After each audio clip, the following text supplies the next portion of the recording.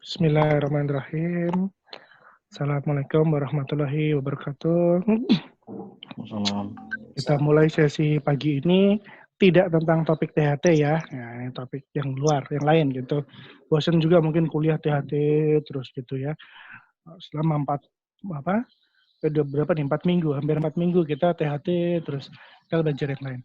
Apalagi nggak cuma 4 minggu ya, udah belajar THT 4 tahun ya. Ada yang udah lebih 4 tahun stasenya ya. Ya Yusuf nih udah berapa tahun Yusuf nih? 5 tahun lebih, Dok. Udah 5 tahun belajar THT terus bosan ya. Aduh.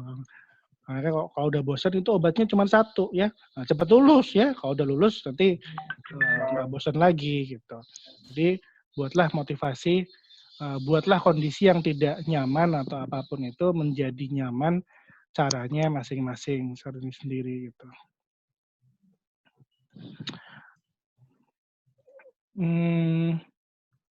Salah satunya apa? Ya, salah satunya adalah kita harus tahu atau mengetahui apa sih motivasi jadi dokter. Ya, itu kalian ingat kembali, balik lagi. Apa sih motivasi jadi dokter spesialis PHT misalnya. Kalian ingat lagi apa lagi itu ya. Nah, cara lain apa ya? Tentu saja dengan belajar ilmu yang baru. Pelajari hal yang baru. Nanti kalian bisa sebagai selingan dan bekal yang insya Allah semoga bermanfaat. Nah, sebagai pembuka, silakan kalian isi dulu polling yang ada di depan kalian sekarang. Silakan. Ya, apakah Anda sudah punya usaha atau bisnis atau penghasilan selain dari profesi dokternya? Silakan. Klik aja, sudah atau belum. Ini anonimus tanpa nama, nggak masalah. Pencet aja. Sudah ya sudah, belum ya belum. Kalau belum ya saya nggak akan ngasih, kalau sudah saya nggak akan minta juga ya. Tenang aja, tulis aja. Oke, baru 15 orang, 17 masih sisa. 18, oke, dikit lagi. Silakan vote. 4 orang lagi.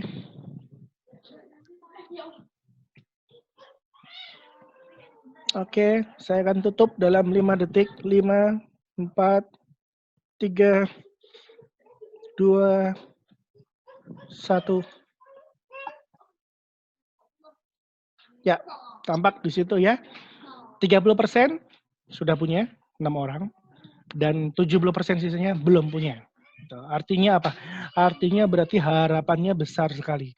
Harapannya dokter spesialis THT ini menjadi tulang punggung atau sebagai penghasilan utama nanti setelah lulus itu besar sekali.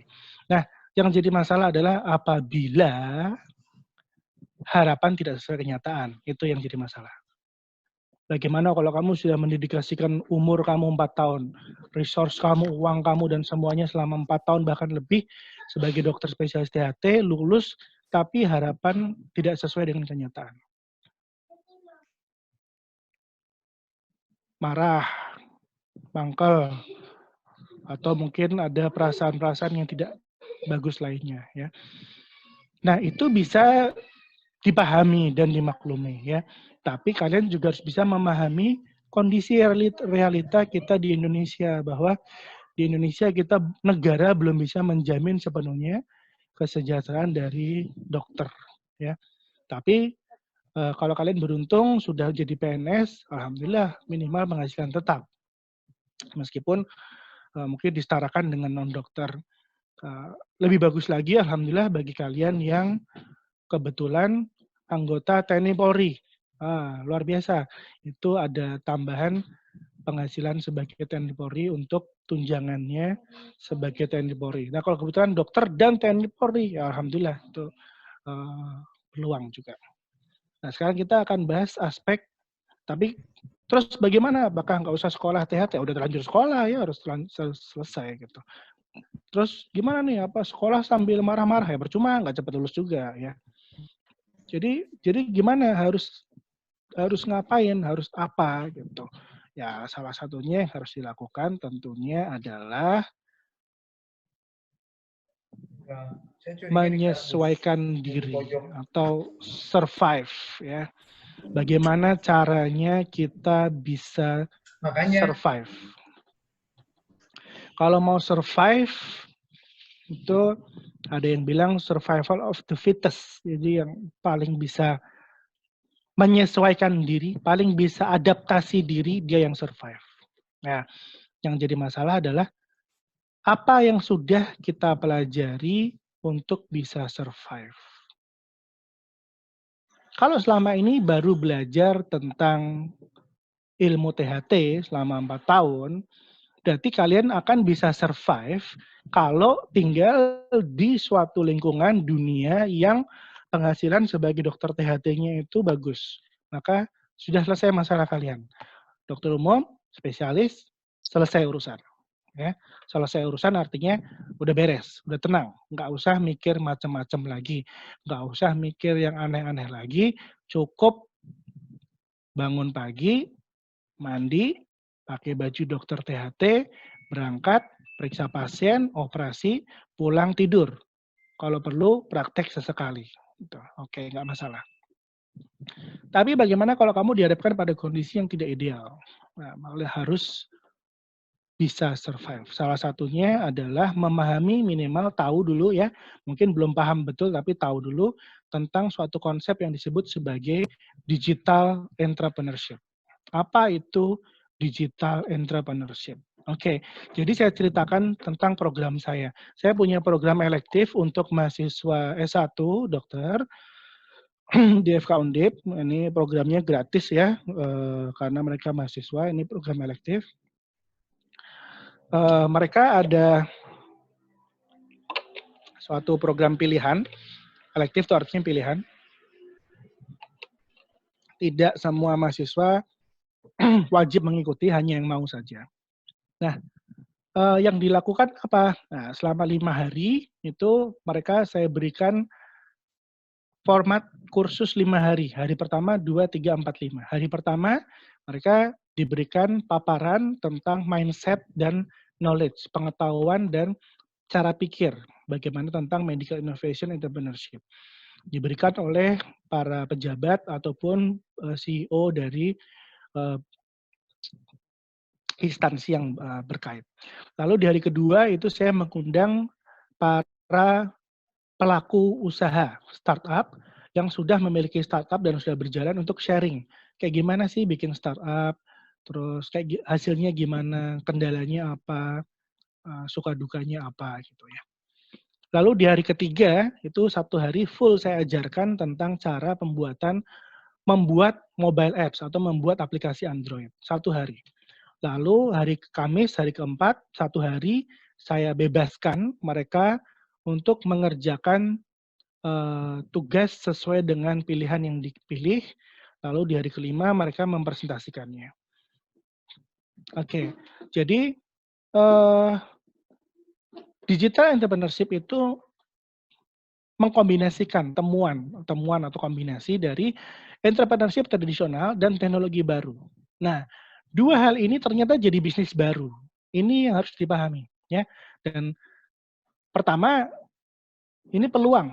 Kenapa ini peluang? 1, tradisional entrepreneurship aja orang banyak yang nggak tahu. Kita dokter ya, ini kalau orang tuh maksudnya kita sesama dokter, apalagi sesama dokter spesialis gitu. Ada yang sudah tahu, ada yang sudah punya bisnis, tapi banyak yang belum. Kita nggak usah ngomong orang di luar, saya ngomong yang di sini tadi, angka hasil surveinya, pollingnya udah menunjukkan, sebagian besar belum punya. Apalagi teknologi baru, makin banyak orang yang belum tahu. Ya. Jadi ini banyak yang nggak tahu, lebih banyak yang nggak tahu. Dikombinasikan, jadi lebih banyak lagi orang yang nggak tahu. Orang yang tidak tahu itulah yang jadi target marketnya. Sedangkan orang yang tahu adalah yang jadi pelaku usahanya. Sehingga kalau kalian mau berkecimpung di bisnis baru ini, maka ada syarat. Tahu tentang entrepreneurship tradisional dan tahu tentang teknologi yang baru. Nanti akan muncul di otak kalian, oh oke, kalau gitu saya bikin bisnis ini. Gitu, ya. Ini saya nggak ngomong THT sama sekali ya, ini kita lepaskan dulu THT-nya. Lalu apa saja masalahnya? Nah ini, kita hari ini menghadapi masalah yang luar biasa di kesehatan. Ya. Nah, di balik suatu masalah atau bersama suatu masalah, itu di baliknya kesempatan. Jadi kalau kita melihat, oh ada masalah, ini ada masalah di baliknya itu kesempatan. Kalau ini suatu masalah, kita lihat apa kesempatan yang ada di baliknya. Nah, kesempatan itu didapatkan atau bisa dilihat oleh siapa? Oleh orang yang tahu cara memecahkan masalah tadi. Jadi di list dulu, masalahnya apa nih? Ini. Oh, solusinya gimana? Nah, solusi itulah kesempatan. Jadi kita harus kreatif mencari peluang, tapi sebetulnya bukan oportunis, bukan mengambil aji mumpung, aji kesempatan, tapi memecahkan masalah. Jadi niatnya bukan mencari keuntungan, tapi niatnya membantu memecahkan masalah. Kalau masalah terpecahkan, nanti ada benefit yang lain mengikuti. Nah, ini sebetulnya ada kesempatan untuk bertemu para ahli dan CEO. Nah, kalau untuk PPDS, ini kan nggak bisa dalam satu waktu 1 jam 2 jam ya. Jadi saya info aja, kuliah saya untuk entrepreneurship course ini dari jam 8 sampai jam 2, dari Senin sampai Jumat ya. Cuman ketemu sama saya sama narasumber. Dari jam 8 sampai jam 2 ketemunya saya terus ya. Dari Senin tuh, Selasa, Rabu, Kamis, Jumat kayak gitu. Jadi bisa dibayangin materinya tuh luar biasa banyak sekali. Jadi memang banyak. Jadi kalau bosan, ketemu dokter Yanuar lagi, ya nggak cocok. Tapi kalau kamu nggak ada masalah, artinya nggak usah lihat sayanya, tapi lihat materinya aja, dengerin infonya, ya itu oke. Kamu bisa dapat kesempatan banyak. Gitu ya. Lalu yang penting ini nih, yang saya mau sampaikan di sini. Broaden mindset, luaskan pola pikir. Artinya nggak cuman lulus, spesialis, praktek, selesai pulang. Ya itu aja boleh sih, itu it's not a big deal, bukan, itu kan pilihan. Jadi ada satu istilah yang saya suka itu ada namanya memilih kebermanfaatan. Artinya gini, kalau kamu memilih kebermanfaatan kamu sebagai seorang dokter, ahli THT, ahli operasi telinga misalnya, yang bisa melakukan operasi implan koklear seperti Dr. Zulfikar misalnya, itulah kebermanfaatan kamu yang kamu pilih bagus, luar biasa, akan bermanfaat bagi pasien di sekitarnya yang membutuhkan implan koklear. Gitu. Tapi kalau kamu mempunyai potensi yang lain, ya, kalau saya pribadi, saya udah pernah mengikuti Dr. Zulfikar operasi, saya tidak sanggup implan koklear, tidak sanggup duduk tegak dengan di depan mikroskop selama itu, saya tidak sanggup seperti Dr. Zulfikar gitu. Jadi saya asisten aja, tapi kalau operator saya nggak sanggup. Tapi kalau makanya kamu harus kenali dulu potensi diri kamu apa. Kalau kamu sanggupnya ini, oke. Yang tidak sanggup ini, oke. Kamu harus tahu batasan yang kamu sanggup, batasan yang kamu nggak sanggup. Jangan sampai kamu melampaui. Ini sebetulnya kamu nggak sanggup nih, kamu paksakan, hasilnya pasti jelek. Ya. Jadi kamu harus tahu batasannya yang mana. Meskipun batasan itu nanti kita bisa breakdown, kita bisa longgarkan, luaskan, dan lainnya. Tapi minimal kamu tahu dulu. Brainstorming ide-ide baru. Nah, nanti kita bisa ngobrol. Kemarin kita udah ngobrol sama Fahri, hobinya otomotif. Idenya apa? Hobinya apa sih Fahri yang suka otomotif kemarin? Fahri mana? Ada Fahri nggak nih? Ada Fahri nih. Oke. Kemarin kita sempat ngobrol ya, hobinya otomotif si Fahri. Oke, otomotif. Tapi otomotifnya apa? Otomotifnya misalnya mobil. Kita kemarin ngobrol sedikit, intinya adalah modifikasi mobil, tapi jadi klinik THT jalan. Apakah itu sudah pernah kamu pikirkan sebelumnya? Belum. Apakah itu sudah pernah ada di Semarang? Belum. Apakah itu sudah ada di kota kamu? Belum. Maka itu peluang. Ya. Begitupun yang lain. Kalau yang lain nggak bisa, gimana? Ya, kamu minta tolong Fahri yang bongkarin mobilnya kan? Ya, bisa, nggak masalah. Ya, yang modif biar si Fahri aja, oke, nggak masalah gitu. Atau kamu juga hobi otomotif, ya kamu yang modif, oke, nggak masalah, modif sendiri gitu. Artinya apa? Masalah di balik itu ada peluang. Bahkan kita kombinasikan dengan hobi atau kesenangan, keinginan gitu ya. Karena itulah yang akan menjadi kekuatan kamu nanti.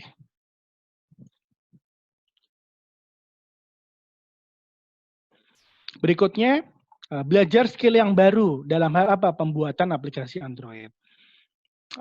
Ini butuh waktu juga, artinya nggak akan semua satu hari ini saya kasih tahu dulu overview-nya. Lalu latihan bikin aplikasi, lalu presentasi. Nah, sekarang saya bahas sedikit tentang aplikasi mobile. Apa pentingnya buat seorang spesialis THT gitu ya? Ngapain spesialis THT harus bisa bikin aplikasi gitu. Apa jawabannya? Apa kepentingannya? Gitu. Jawaban saya adalah, ya sebetulnya nggak penting, ya. Yang penting kalau kamu pengen bikin aplikasi, nanti hubungin saya kan saya dapat jobnya gitu kan. Nah, tapi sebaliknya, kalau kamu bisa kuasain skill-nya, maka nanti kalau saya ada job yang saya nggak bisa handle, saya kasih. Nanti kamu kebagian duitnya. Oke? Atau kalau kamu udah jago, kamu bisa cari job sendiri, dapat duit juga dari situ. Oke? Jadi tidak wajib. Jadi saya tidak mewajibkan PPDS harus bisa bikin aplikasi. Enggak wajib. Ya. Yang butuh duit aja. Yang enggak butuh mah enggak usah. Ya. Kita lanjut lagi.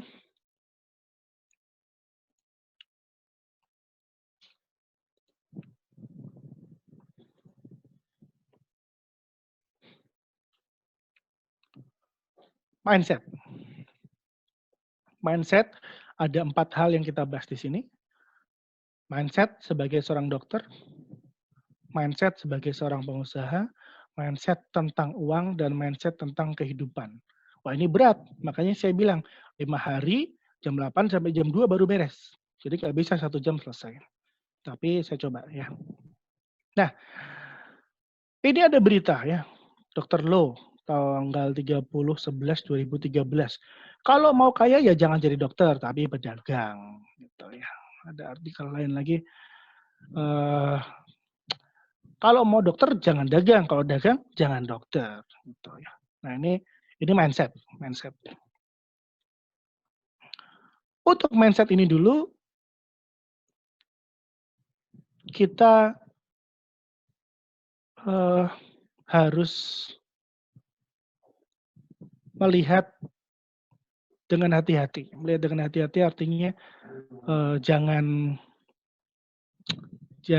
juga gegabah, jangan juga abai, jangan juga sombong. Jadi kita hati-hati melihatnya. Dan yang pertama kita harus sepakati dulu bahwa kita sepakat untuk tidak sepakat gitu. Jadi kalau saya memiliki pendapat yang berbeda dengan kalian, ya kan harus pahami, harus setuju. Harus setuju dalam kata setuju untuk tidak sepakat gitu. Begitupun kalau kalian punya pendapat yang berbeda dari pendapat saya pun pahami, saya pun setuju, saya pun nggak masalah dengan itu. Jadi tidak semua yang saya sampaikan ini harus kalian ambil bulat-bulat, tidak. Dipilah lagi mana yang sekiranya cocok dan sesuai dengan filter kalian masing-masing. Tapi saya sampaikan apa saya, masalah kalian nanti tujuan itu hal yang berbeda. Minimal kalian sudah tahu ya, sudah dengar gitu. Supaya apa ya, broaden mindset. Tadi sekali lagi, broaden mindset. Meluaskan mindset, jangan terlalu sempit. Kalau kita baca di artikel yang sama ya, kalau ini mungkin banyak yang setuju, banyak yang nggak setuju, tapi saya nggak akan berdebat ke sana. Saya akan membaca artikelnya ya. Jadi dokter ini ketika diwawancara sudah berusia 79 tahun. Itu satu dulu gitu ya. Jadi ketika wawancara ini dilakukan, beliau sudah berumur 79 tahun. Titik. Itu dulu. Oke. Yang kedua, ada lagi di sini di bold ini, tidak perlu dibesar-besarkan, itu sudah saya lakukan sejak dulu. Mau jadi dokter memang harus menolong yang sakit dan miskin. Kalau mau kaya ya jangan jadi dokter, tapi jadi pedagang. Oke, titik. Saya selalu ingat pesan ayah saya, kalau ingin kaya jangan jadi dokter, tapi jadi pedagang. Saya pun memilih bahwa menjadi dokter karena cita-cita sejak kecil. Hal itu membuat Dr. Lo memutuskan dirinya tidak akan mengenakan tarif kepada pasien yang miskin. Ini ya. Jadi tidak akan mengenakan tarif kepada pasien yang miskin. Oke. Dan itu dilakukan interviewnya tahun 2013. Oke. Saya katakan pada pasien, tidak usah bayar. Uangnya buat beli beras saja.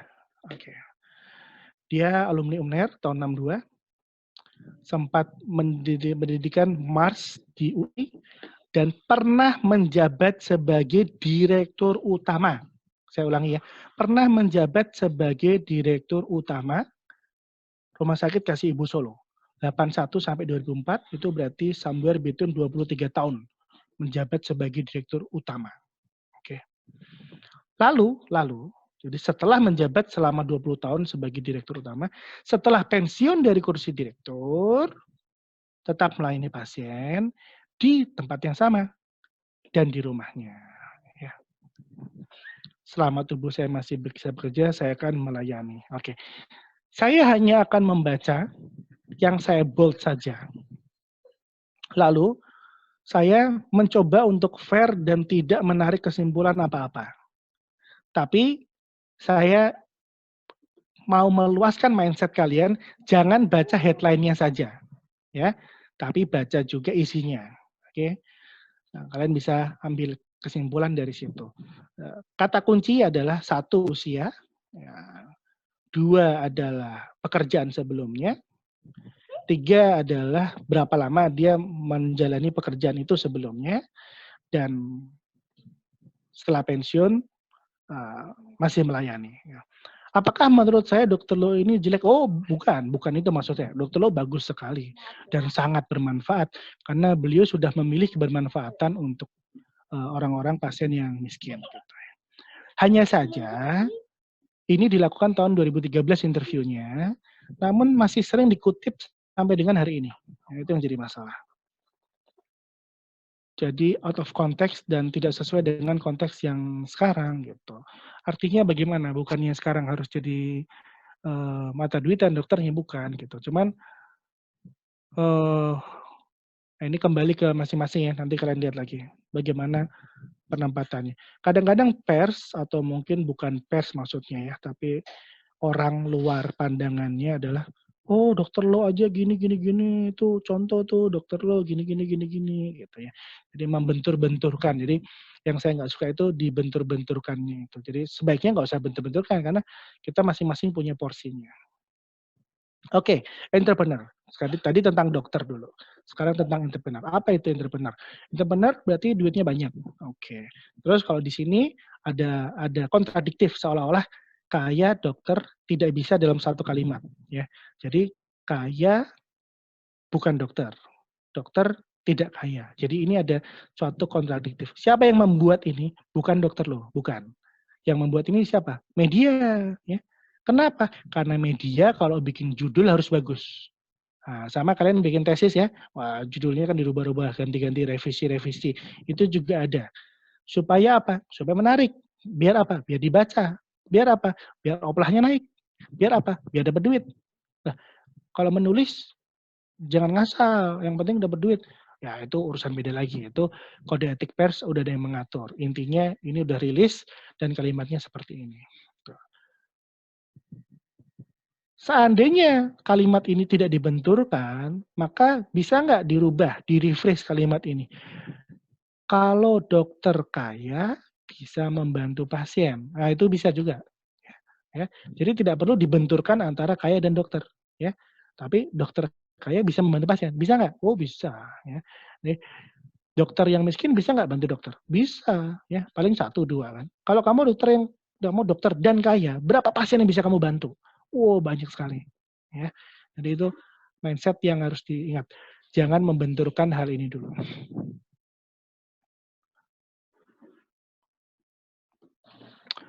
Oke. Apa diagnosis dari pasien ini?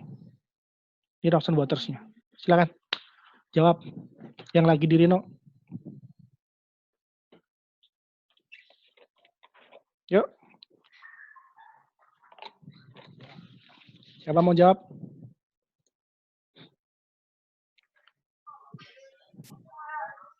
Boleh?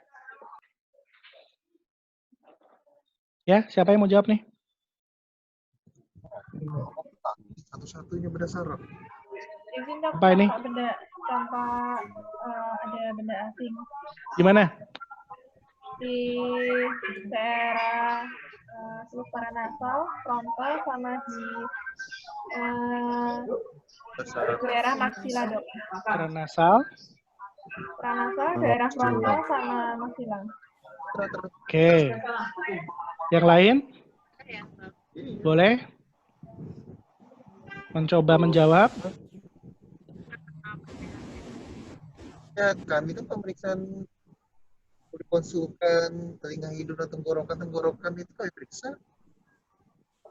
Ya, siapa? Silakan coba jawab. Dewi, jawab Dewi. Apa diagnosisnya?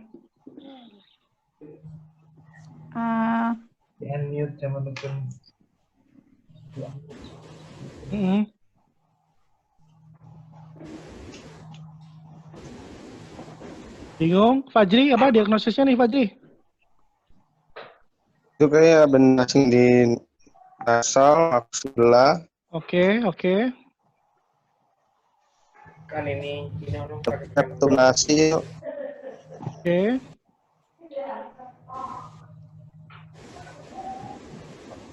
Oke, saya kasih informasi tambahan ya. Saya berikan informasi tambahan dari kasus ini dari yang berikutnya, gambar berikutnya. Oke. Ya.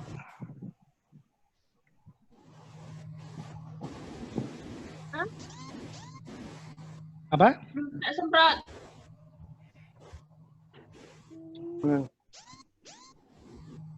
Apa ini?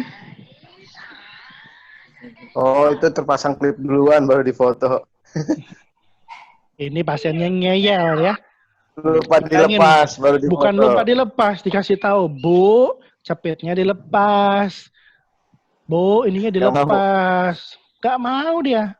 Kenapa harus lepas? Kan saya mau foto rongsen, gak mau cek rambut kan. Wah, berarti bedasing bukan ini? Kalau ini dasing, dok. Ya, artinya ini superposisi dan radiologi tidak layak baca ya. Tapi gambar ini kenapa saya tampilkan gitu. Sebagai informasi bahwa gambar yang sama dengan keterangan yang lengkap dan tanpa keterangan yang lengkap, interpretasinya bisa berbeda. Ya. Wah, ini korpal hidung nih. Cepit apa ini masuk ke hidung segede gini kan? Wah, ini masuk sinus frontal nih, harus karinotomi nih ya. Wah, ini maksilektomi nih ya. Tuh, ya. Padahal ini pasiennya yang bandel dan radiografernya nggak mau ngotot, akhirnya foto aja kirim ke dokter. Ya. Ini yang maksud saya ada broaden mindset. Luaskan mindsetnya. Kadang-kadang ada hal yang tidak seperti yang terlihat. Ya, nah, kita harus bisa melihat yang terlihat, membaca yang tersurat, tapi juga harus bisa melihat, membaca yang tersirat. Ya. Mindset ini penting sekali. Kenapa penting? Nah, karena apa yang kita pikirkan akan kita ucapkan. Yang kita ucapkan akan kita lakukan, yang kita lakukan akan jadi kebiasaan. Kebiasaan ini akan membentuk perilaku kita akan menjadi diri kita. Jadi dari otak jadi identitas diri. Jadi kalau orang yang otaknya negatif terus ya, ngomongnya, komentarnya negatif terus. Ngetiknya pakai jempol di Facebook di mana-mana negatif terus. Melakukan tindakan yang negatif. Maka perilakunya, kebiasaannya negatif, maka dia jadi pribadi yang negatif. Ya. Sebaliknya begitu kamu rubah mindset-nya untuk berpikir menjadi sukses, positif dengan mindset yang baik, keluar ucapan yang baik, keluar tindakan yang baik, itu akan menjadi kebiasaan yang baik. Insya Allah kamu jadi pribadi yang baik juga. Gitu. Ya. Jadi mindset ada hal pertama yang harus diadres. Ya. Nah, mindset ada dua. Yang pertama, ada mindset yang menyatakan bahwa kegagalan adalah batas dari kemampuan saya. Saya memang bodoh dok, saya memang nggak bisa. Saya belajar alergi memang nggak bisa dok. Saya nggak paham-paham mana interleukin 4, mana interleukin 5, yang mana buat eosinofil gitu. I'm either good at it or not. Saya memang nggak pinter alergi dok, saya pinternya mah di onko lah, operasi mah saya pinter, kalau alergi saya nggak pinter. My abilities are unchanging. Saya bisanya gini aja dok, gaptek mah gaptek aja, nggak bisa, enggak. I don't like to be challenged ya. Wah, ini apa sih, kerjaan apa lagi ini, harus ngerekam, harus ini, nggak suka lah saya. Gitu ya. I can either do it or I can't. Ya, saya bisa atau saya nggak bisa. Oh ini saya bisa dok, oh ini saya nggak bisa. Gitu ya. My potential are predetermined. Kemampuan saya sudah ditentukan dok. Ini sudah garis Tuhan. Sudah jatahnya saya dari Allah, memang kemampuan saya segini ini dok. Gitu ya. Ketika saya frustasi, saya menyerah. Gitu ya. Feedback dan kritik itu sifatnya personal. Si Amel tuh sukanya ngomong terus nih, kritik terus, dasar dia emang orangnya gitu tuh. Ya. I stick to what I know. Aku taunya gini ya gini. Gitu. Mau ya wes, nggak mau ya udah. Gitu. Ada lagi mindset yang berbeda ya. Sama-sama kondisinya failure, tapi dia melihat sebagai failure is an opportunity to grow. Jadi kegagalan adalah kesempatan untuk tumbuh. I can learn to do anything I want. Saya bisa belajar melakukan apapun yang saya mau. Saya nggak bisa nge-host pakai Zoom. Kalau mau belajar, saya pasti bisa Zoom. Challenges help me to grow. Nah, dengan tantangan ini, saya diberikan tugas untuk merekam video, mengupload, maka saya bisa tumbuh menjadi content creator misalnya. Ya. My effort and attitude determine my abilities ya. Jadi usaha saya dan sikap saya menentukan kemampuan saya. Ya, ini ya. Saya mah memang nggak bisa tracheostomy dok. Mau diapa-apain juga tracheostomy sama saya pasti mati lah pokoknya ya. Nah, dok, kalau di sini ya. Tapi kalau di sini, oh tracheostomy kemarin gagal. Oh berarti kemarin harusnya insisinya begini gitu. Oh kalau pasiennya batuk lalu keluar darah, oh harus tenang, harus gini, cepat gitu ya. Kalau diberikan feedback, oh kemarin ini ngasih saran, oh itu berarti konstruktif. Punya perhatian untuk memberikan saran, memikirkan apa kekurangannya dan bagaimana semestinya. Jadi itu feedback itu adalah masukan yang berharga luar biasa. I'm inspired by success of others. Saya lihat orang sukses, wah saya juga jadi pengen sukses. I like to try new things. Nah, ini ada dua mindset. Satu hitam, satu biru. Dan kalian bisa lihat di sini negatif semua. Ini yang disebut sebagai fixed mindset. Dan satu lagi adalah growth mindset. Nah, tentu saja kalau masih ada di otak kalian kalimat-kalimat yang tercetus tadi, berarti mindset kalian masih termasuk dalam kategori fixed mindset. Segera geser, berubah menjadi growth mindset dengan mengubah sikap terhadap perilaku, mengubah sikap terhadap kondisi. Kalau ada kondisi yang gagal, sikapi sebagai kesempatan untuk bertumbuh, belajar. Ya. Kalau ada feedback, ada masukan, ada kritik, sikapi sebagai suatu masukan untuk konstruktif jadi lebih baik lagi. Ya. Jadi segera merubah mindset kalian dari fixed mindset menjadi growth mindset. Nah, ada lagi perbedaan antara warna merah dan warna biru. Kita lihat, kondisinya sama, sikapnya berbeda. Kita akan perhatikan satu-satu. Yang merah dulu. Work, pekerjaan. Jaga, visit pasien, kerjain laporan, itu semua masuk kategorinya work. Okay? Work adalah something to get away from. Ya. Pekerjaan itu sesuatu yang harus dihindari. Nah, sedangkan ada yang lain. Work itu adalah something to be excited. Aku nggak sabar nih mau visit lagi pasien nih. Kapan ya bisa visit pasien ya? Tuh, ya.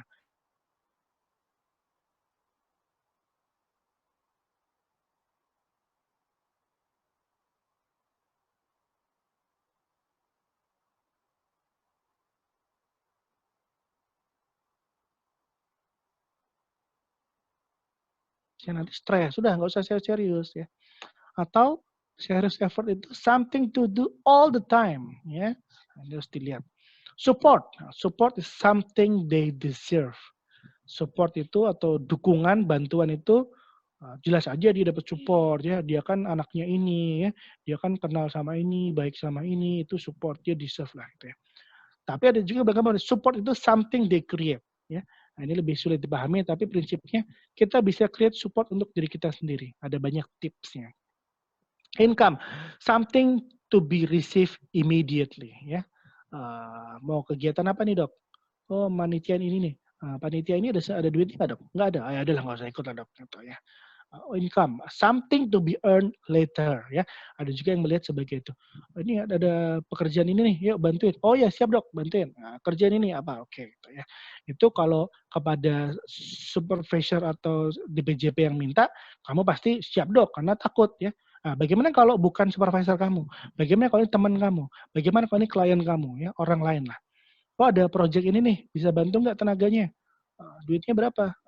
Atau bisa bantu nggak? Oke, kerjain dulu. Nah, terus di kemudian hari, oh ini kemarin ada ini sekian gitu ya. Nah, itu mental yang merah ini mental seorang pegawai. Oke. Jadi kalau hal-hal yang kamu rasakan, perasaan terhadap kondisi ini lebih banyak ke merah, mentalmu ya mental pegawai. Cocok. Ya sudah, jadi pegawai aja. Ya. Jangan jadi entrepreneur. Nggak cocok. Saya ulangi, tidak semua orang cocok jadi entrepreneur. Ya. Ada sebagian orang yang cocoknya pegawai aja. Kenapa? Karena nanti entrepreneur nggak punya pegawai kan? Ya. Karena entrepreneur butuh pegawai. Jadi kalau kamu mentalnya employee, ya udah employee aja. Entrepreneurnya saya, nggak masalah. Ya. Tapi kalau kamu mau jadi seorang entrepreneur juga, maka sikap terhadap kondisi harus berubah. Mindset-nya harus berubah. Ya, kita lihat lagi. Sebentar. Saya stop dulu. Oke.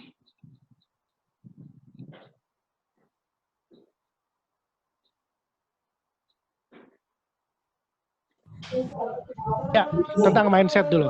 Yang berisik silakan di-unmute sendiri. Tentang mindset dulu.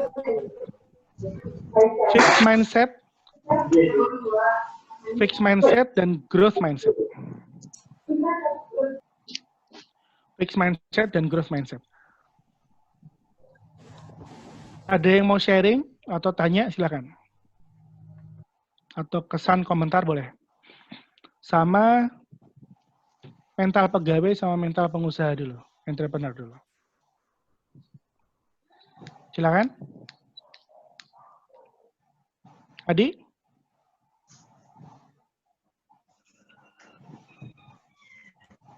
Siapa? Rio, Dagdo, silakan. Belum ada dokter.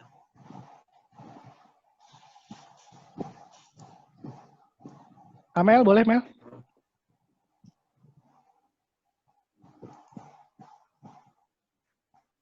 Belum ada? Yang mana ya dok? Ya, kasih komentar apapun tentang tadi mindset, fixed mindset, growth mindset, ataupun tentang mental pegawai atau mental pengusaha, atau mungkin kalian rasakan selama ini kalian masih lebih cenderung sesuai dengan kondisi yang mana?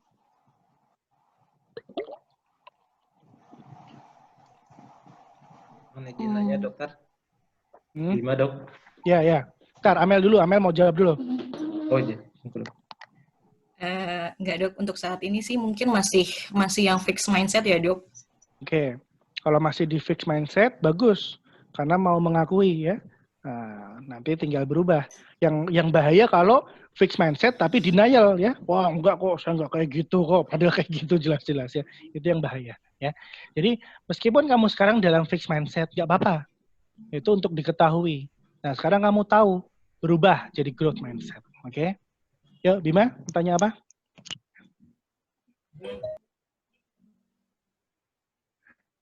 Izin dokter. Ya. Jika kita memang dalam posisi fixed mindset itu, apa ada latihan atau ada cara untuk memperbaiki menjadi growth mindset gitu ya dok? Caranya, latihannya adalah dengan kerjakan ya. Belum bisa, coba dulu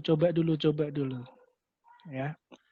Salah, nggak apa-apa ya. Gagal, coba lagi Oke.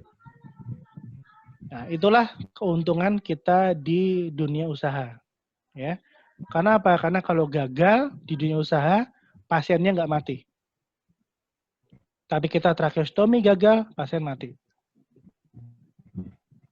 Tapi kalau usaha gagal, duit hilang, duit bisa cari lagi. Ya, santai aja. Cuman kalau tracheostomi, pasien mati, kamu mau cari nyawa pasien di mana lagi? Nggak ada. Ya. Artinya apa? Bukan saya menyuruh kamu tidak tracheostomi terus saja, bukan begitu. Maksudnya adalah room for error itu lebih luas. Di dunia usaha kamu boleh salah. Ya. Tapi di dunia kedokteran, pelayanan, operasi, nggak boleh salah. Makanya cenderung PPDS itu takut salah. Betul apa betul? Karena kalau salah, gimana? Nyawa pasien. Sebelum nyawa pasien melayang, dimarahin dulu kan? Iya, Dok. Takut salah, dimarahin gitu ya. Akibatnya malah jadi kurang berkembang. Tapi artinya begini ya memang tetap harus hati-hati, tetap harus betul. Tapi ketakutan yang berlebihan itu harus dikurangi gitu ya, pelan-pelan. Oke, tadi growth dan fixed mindset. Sekarang ke yang mental pegawai dan pengusaha. Kamu lebih cocok atau lebih cenderung ke arah mana nih? Mental pegawai atau pengusaha? Tika nih, yuk. Tika, Rizal, sama Reza nih. Ya, Tika dulu. Kamu lebih ke mental pengusaha atau pegawai? Dari deskripsi yang tadi.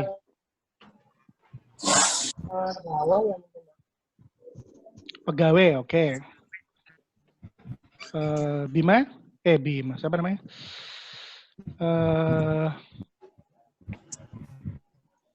Reza sama Rizal. Reza dulu, Reza. Izin dok. Sama dok, saya sepertinya mental pegawai dok. Oke. Rizal mana Rizal? Saya dok. Mana? Ya. Saya dokter. Ya. Jadi kalau saya dok, memang saya kan pegawai negeri ya dok. Mental saya emang pegawai, tapi saya lahir dari keluarga orang tua saya pengusaha dok. Jadi walaupun saya pegawai, saya bergiat pengusaha. Ya, sebetulnya begini. Ini gambar ini juga sebetulnya bukan maksud saya membenturkan mana yang lebih baik, mana yang lebih jelek. Bukan begitu. Ini hanya mengkontraskan perbedaan.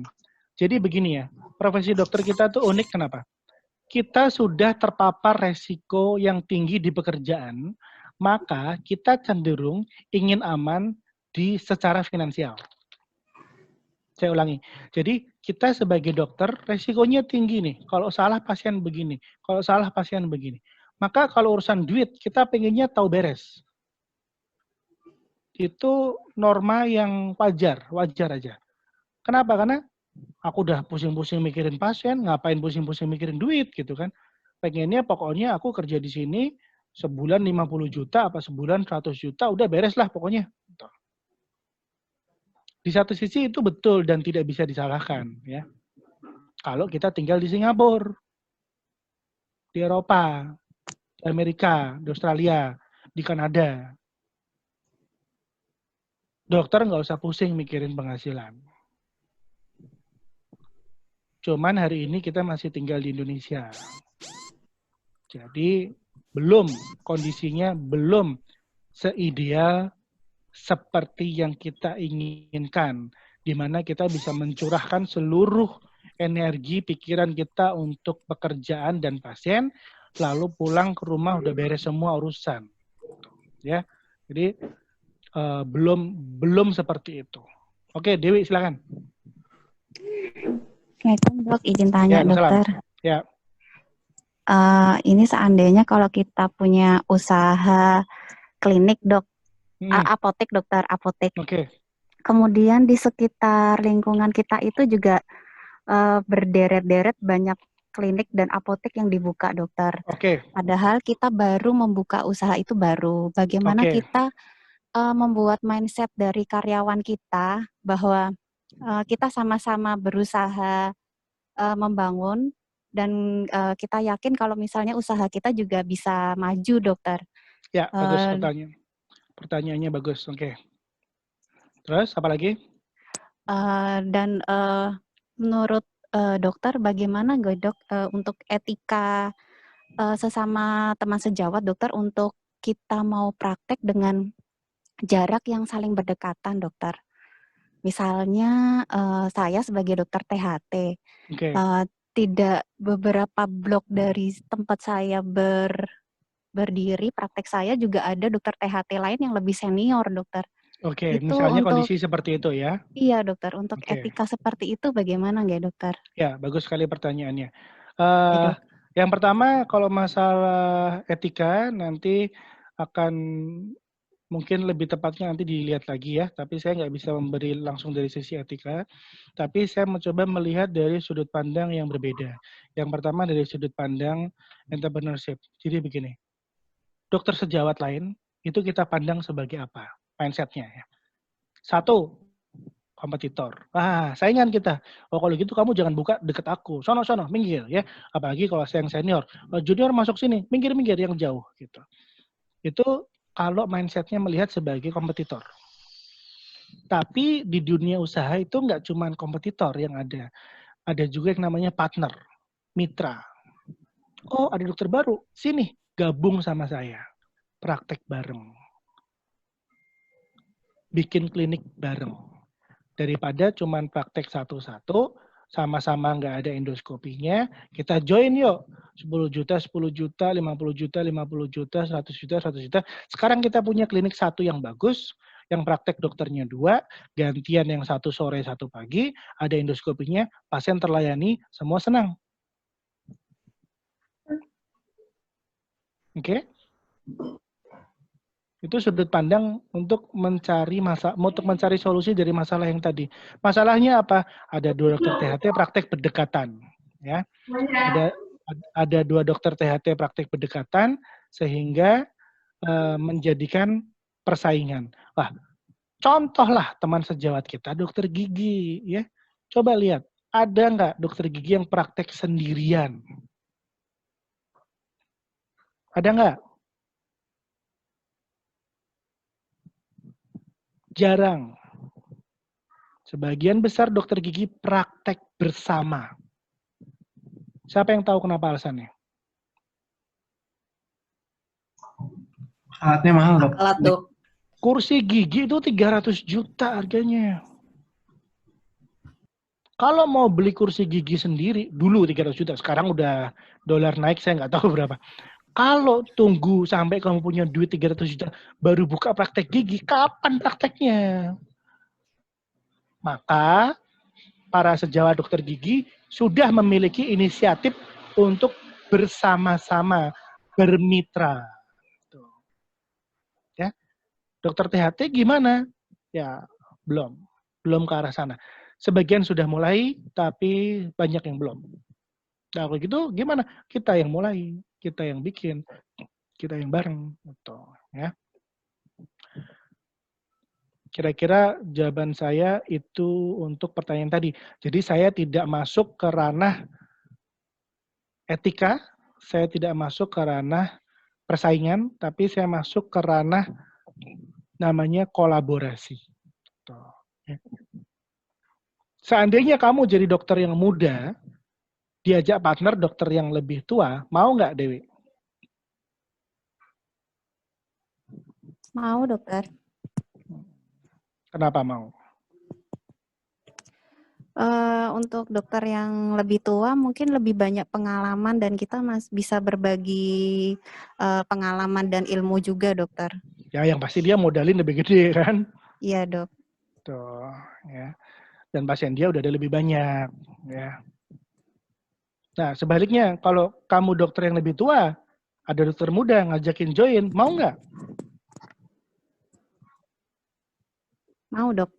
Kenapa? Kan jadi saingan.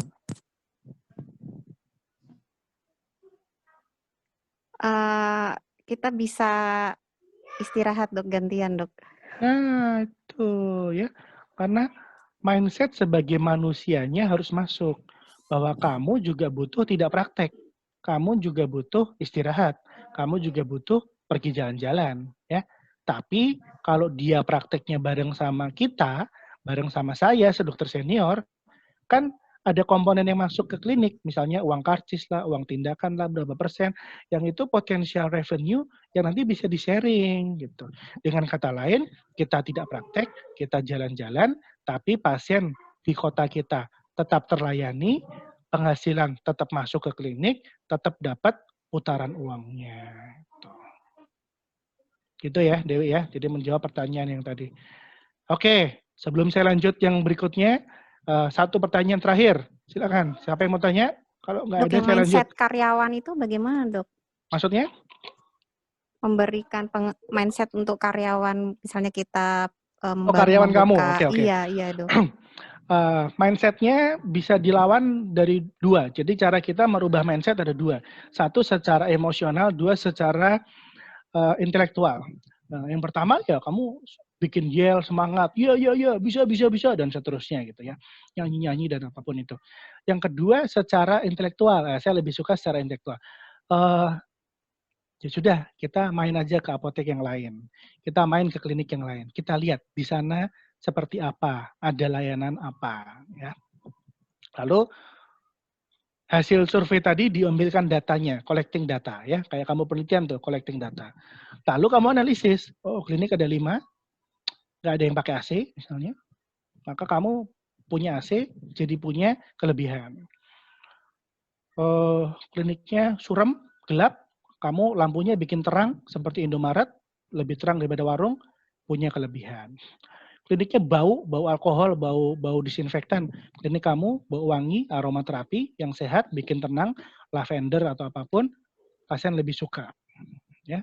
Klinik lain warna putih catnya, oh klinik kamu warna biru atau hijau atau warna-warni ceria gitu ya. Klinik lain temboknya polos putih, klinik kamu kasih stiker warna-warni anak-anak, pasien senang datangnya. Klinik lain kursi duduknya besi dingin atau bangku kayu, tempat kamu sofa misalnya ya.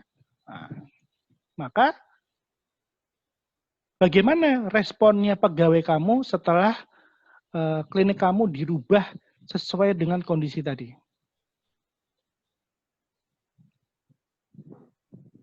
Dewi.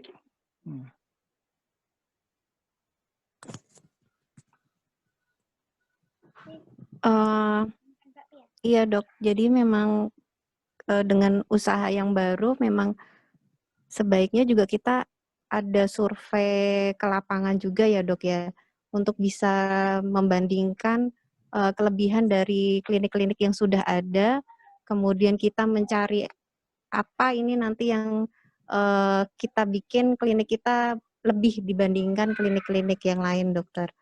Ya, tepat sekali. Itu dalam bisnis namanya UVP, ya kalau mau dicatat nih, UVP, Unique Value Proposition, atau daya saing, nilai lebih, gitu, ya. Atau kalau bahasa gampangnya, bedane opo, gitu, ya. Jadi, yang pembeda. Jadi untuk bisa survive, untuk bisa compete, untuk bisa bersaing, itu hanya 2 permainannya. 1, better, lebih baik. 2, different. Kamu pilih, kamu mau jadi better atau jadi different. Ya, kalau mau jadi better, kamu survei yang lain, lalu kamu upgrade punya kamu lebih baik. Kalau mau jadi different, kamu survei yang lain, lalu kamu setting biar jadi beda. Atau jadi better and different, juga nggak apa-apa. Ya. Okay. Ini nggak berlaku cuman klinik aja ya dok, tapi iya, untuk semua jenis usaha kan ya dok semua ya? jenis usaha, betul sekali. Makanya ini mindset. Jadi mindset, sebetulnya gini, maaf, dokter itu usaha atau bukan sih? Dokter itu bisnis atau bukan sih? Iya, saya jawab tegas di sini. Dokter adalah pelaku usaha di industri kesehatan. Hanya selama ini diposisikan sebagai pegawai. Saya ulangi ya, dokter ini kerja sosial atau pekerjaan industri atau bisnis. Dokter itu salah satu pelaku bisnis di industri kesehatan. Namun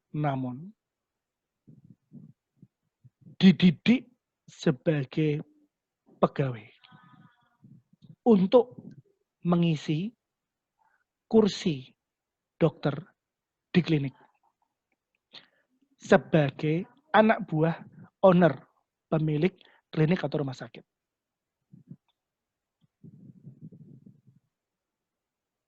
Kita tidak pernah dididik jadi owner klinik. Kita tidak pernah diajarin jadi owner rumah sakit. Kenapa? Itu banyak jawabannya kenapa, tapi daripada kita bahas ke sana, lebih baik kita bahas gimana biar kita bisa jadi owner klinik atau owner rumah sakit. Oke. Ya, kita lanjut ke berikutnya. Salah satu jawaban tadi adalah, kenapa kita dididik employee ya dok? Kenapa di kurikulum kita nggak ada entrepreneur? Ya kalau nanti kita entrepreneur semua, siapa yang kerja di rumah sakit yang gede-gede itu kan? Rumah sakit yang gede itu butuh pegawai, kita pegawainya gitu. Itu jawabannya ya. Nah, ini gambar bagus-bagus ya. Kita akan lihat satu persatu. Oke. Gambar kartu kredit, gesek. Maksudnya apa? Operate from transactional mindset. Jadi hanya mau kerja kalau ada duitnya. Nah, gampangannya gitu. Tanda tanya. Orang dengan tanda tanya banyak. Don't know what they really want to do in their life. Ditanya, kamu sakjane pengen apa toh? Wah, saya juga bingung dok. Yang penting bisa makan lah. Saya juga bingung dok. Yang penting mau beli ganti mobil lah. Kamu mau beli mobil berapa toh? Ya mungkin 5 apa 7 gitu dok. Kamu sakjane pengen butuh duit berapa toh? Lah, nggak tahu lah dok. Pokoknya banyak gitu. Waste money on depreciating liabilities. Buang duit untuk beli barang-barang yang nilainya turun. Elektronik terutama ya, mobil juga. Kerja keras untuk duit. Praktek pagi sampai siang, tidur, sore lanjut lagi, malam praktek lagi, pulang jam 11 gitu. Work hard for the money. Feel overwhelmed by minor challenge. Aduh, ada masalah ini gimana nih? Aduh, ada ini gimana gitu ya. Typically too scared to try new things because of fear of failure. Alah, ada ini yang baru. Alah, janganlah nanti kalau nggak bisa gimana? Nanti kalau gagal gimana gitu ya. Blame the economy for their financial problem. Oh, lagi corona nih, pasien nggak ada nih, penghasilan sepi nih, nggak ada operasi nih, nggak ada TE nih. Biasa TE sehari 7, sekarang nggak ada TE gitu. Doesn't know what their money is being spent on every month. Nggak tahu nih ya. Kayaknya kemarin habis gajian 5 juta, sekarang kok habis. Buat apa duitnya? Hilang kemana gitu ya. Nih burger ya. Prone to instant gratification temptation. Wah, ada makanan enak, beli. Baju bagus, beli. Dan lain-lainnya ya. Tapi kalau baju yang saya jual, beli juga nggak apa-apa ya. Believe you need lots of money to make money. Things frugal living is a way to build wealth. Nabung, nanti duitnya jadi banyak gitu ya. Nah, ini pemahaman-pemahaman seperti ini. Ada lagi pemahaman yang berbeda. Accept failure as part of learning process and move on. Gitu. Bagi kalian yang ingat pengalaman tracheostomy pertama dan yang terakhir dibandingkan, pasti berbeda. Apakah tracheostomy pertama kamu langsung berhasil masukin kanul, lancar, sukses? Kemungkinan enggak. Mungkin stoma kurang lebar, insisinya terlalu ke pinggir, dan lain-lainnya. Tapi tracheostomy kamu terakhir, wah udah bisa marah-marahin adik kelas. Kamu gimana sih? Ini tarik gimana? Itu ya. Nah, sekarang udah jago gitu ya. Tapi dulu juga enggak gitu. Open-minded and curious, welcome new experience gitu ya. Oh ada apa nih yang baru nih, kita coba deh. Coba kita lihat dari sudut pandang yang lain gitu ya. Tidak hanya sudut pandang A atau B, tapi kita lihat C, D, E, F, G-nya bagaimana gitu. Dibahas itu ide ya, dan kita ingin orang lain juga sukses. Cultivate a growth mindset leading to desire to learn and grow as a person ya. View courage and effort as path of mastery ya. Jadi kalau mau jago apapun itu ya harus berani mencoba dan ada usaha ya. Kalau mau tesisnya lancar gimana? Harus mau ngetik, nulis salah benerin lagi ya. revisi ya benerin lagi. Tapi saya direvisi terus 3 kali, ya baru 3 kali kan, ya belum 70 kali. Kalau revisi 70 kali juga nggak masalah, nanti kan bagus hasilnya. Gitu. Wow, inspired by success of others ya. Invest money to cash flow asset, invest profit, keep tabs of monthly expenditures ya. Jadi tahu nih sebulan habisin duit berapa. Learn from critics and persist in the face of adversity. Jadi bisa belajar dari kritik ya. Focus more on producing and adding value rather than consuming. Kamu bisa apa? Gitu. Jangan kamu bisa makan apa, ngabisin apa, bukan gitu. Not afraid of taking risk, tapi risknya dikalkulasi dulu ya. Jadi oke, ambil resiko, tapi kalkulasi dulu. Oke, saya mau usaha nih. Modal berapa? 70 miliar. Ya jangan, itu tidak dihitung resikonya. Saya mau mulai usaha, modal berapa? 500.000, 1 juta. Oke lah, 1 juta hilang, bulan depan dapat lagi. Nggak masalah, oke. Exercise restraint in the face of temptation. Nanti dulu, sabar dulu ya. Delay gratification. Ada duit, jangan langsung beli ya. Tahan dulu ya. Make their money work hard for them. Gitu ya. Uang yang kerja, bukan kita yang kerja. Nah, itu adalah entrepreneur mindset dan consumer mindset. Tadi ada 2 ya, entrepreneur dan pegawai, sekarang entrepreneur sama konsumer. Yang mana? Kira-kira, ya udah tahu lah ya, yang seperti ini itu adalah konsumen. Jadi kalau kamu seperti ini, ya berarti mereka sukses dalam iklan membentuk otak kita menjadi konsumen terus-menerus. Ya. Dan mereka sukses jadi entrepreneur gitu. Nah, kita mau geser nggak? Kita dari consumer geser mindset-nya, ya itu yang paling penting. Dan dokter bisa nggak sih mulai bisnis? Nah, ini ada pro dan kontra. Jadi saya fair ya sebutkan dua-duanya. Dokter itu nggak bisa mulai bisnis atau nggak cocok mulai bisnis. Kenapa? Karena dokter tuh orangnya terlalu peduli, ya. Wah, nanti diomongin nih dokter kok jualan ya.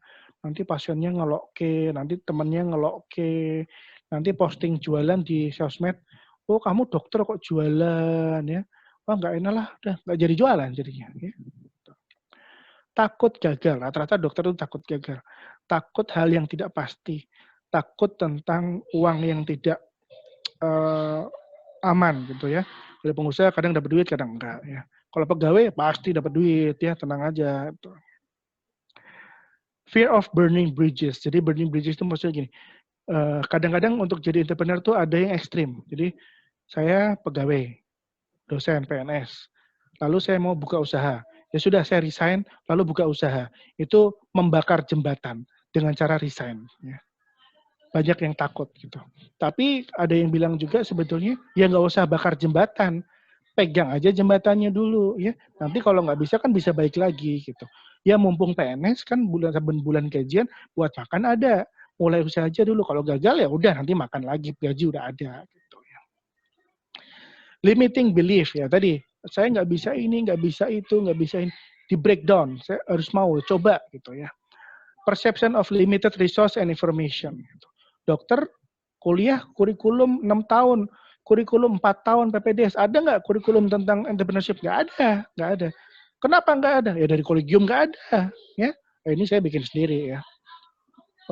Tapi sebetulnya kalau mau melihat sisi yang lain, dokter juga memiliki pro untuk mulai usaha. Kenapa? Karena dokter sebetulnya udah biasa dengan resiko ya.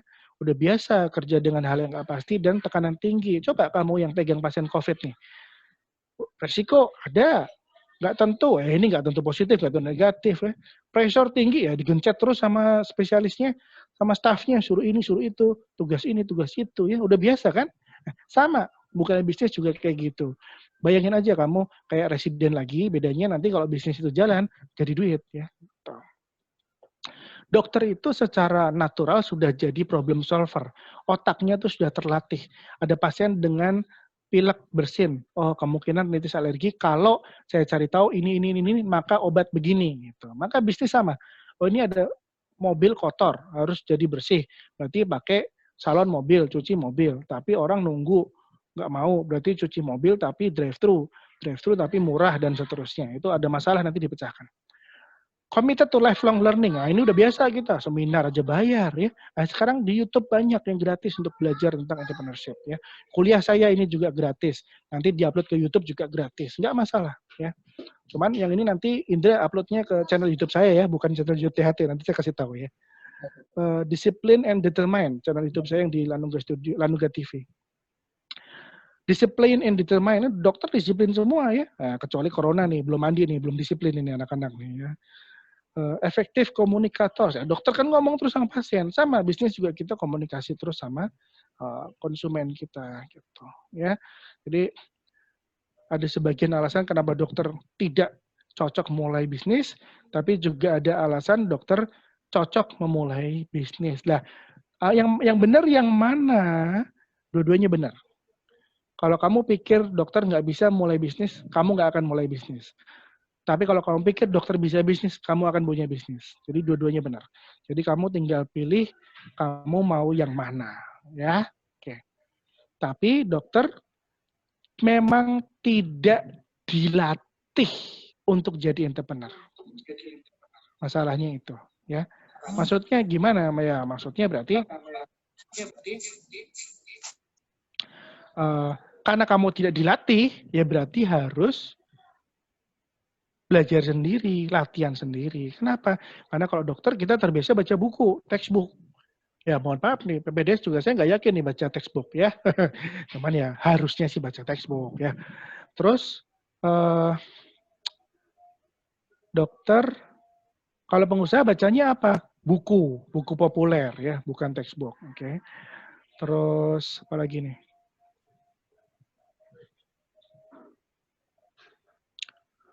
Dokter mengingat-ingat, tapi pengusaha harus bisa improvisasi.